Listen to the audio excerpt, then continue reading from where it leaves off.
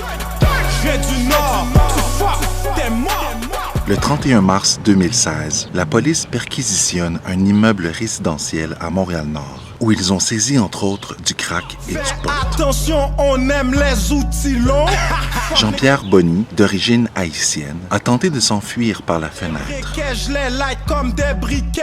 Mon style est trop frais. Atteint par une ou plusieurs balles de plastique, il a chuté sur une plaque de béton et il est mort de ses séquelles. Par la suite, des militants de deux groupes récemment formés se sont rassemblés, Montréal République et Montréal Noir. Après s'être introduits devant les caméras des journalistes, leur premier énoncé fut de nier la légitimité de la nation québécoise. Bonjour. Tout d'abord, on aimerait reconnaître que nous sommes sur un territoire non cédé autochtone Mohawk. L'île de Montréal, affirme-t-il, appartient aux Mohawks. Voici Stella Jeté, cofondatrice de Montréal Noir.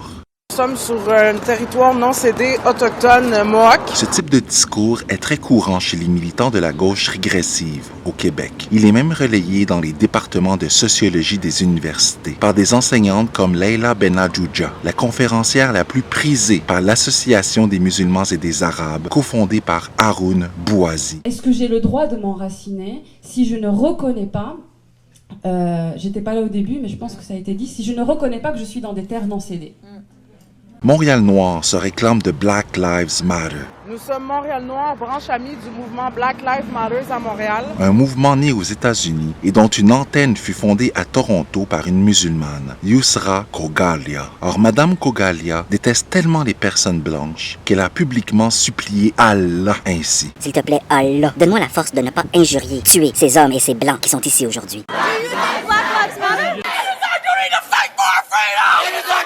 Il faut savoir aussi qu'après les attaques djihadistes de novembre 2015 à Paris, des militants de Black Lives Matter ont lancé le hashtag Fuck Paris.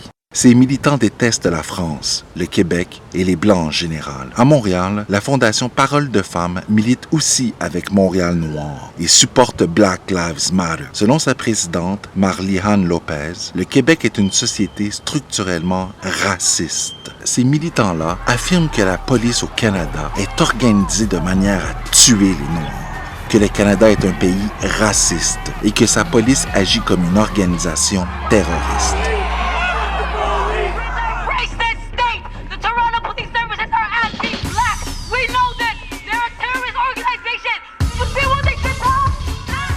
Ils disent croire que les Noirs sont tués par une police raciste et que les Noirs sont régulièrement ciblés par une violence blanche, inlassable et arbitraire. Cependant, la réalité diffère. En 1989, Julian Fantino, alors chef de la police d'un quartier de Toronto, a affirmé que, tandis que les Noirs ne composent que 6% de la population, ils commettent plus de 82% des vols et des assauts violents et 55% des vols de sacoches. Par la suite, des militants noirs ont condamné la diffusion de cette information. Et depuis, la plupart des départements de police au Canada ne divulguent plus les variables raciales concernant les crimes violents, tel qu'il apparaît d'une étude publiée dans le Canadian Journal of Law and Society en 2013. Mais aux États-Unis, ces statistiques sont disponibles. Selon le dernier rapport officiel de la police de la ville de New York, les non-blancs ont commis en 2015 94% des meurtres. Les non-blancs ont commis 90% des viols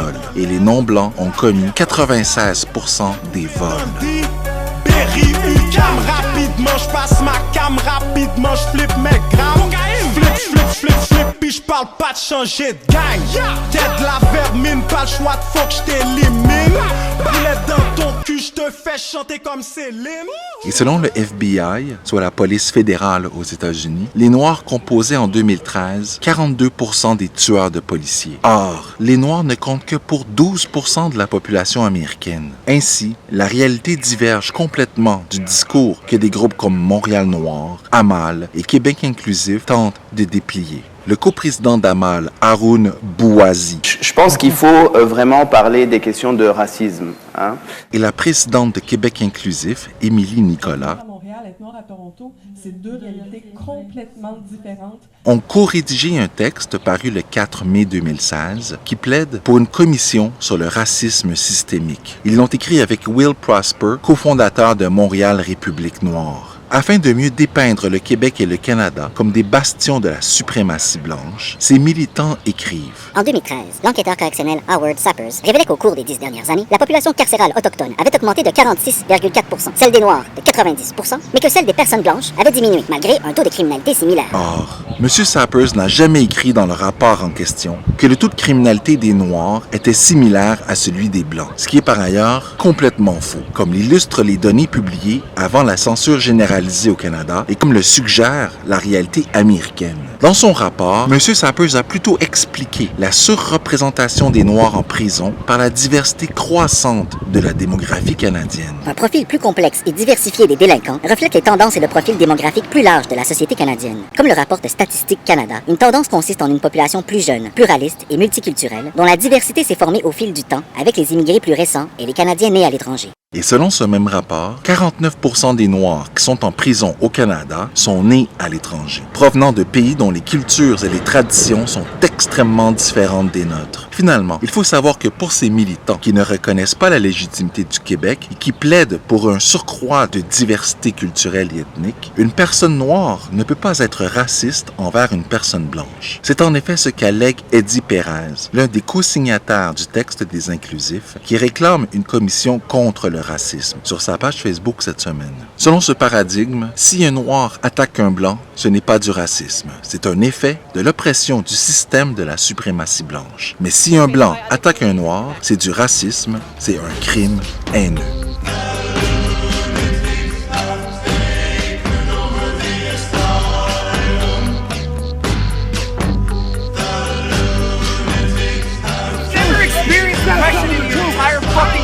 Neither have I. You're fucking a white male. You're a white man.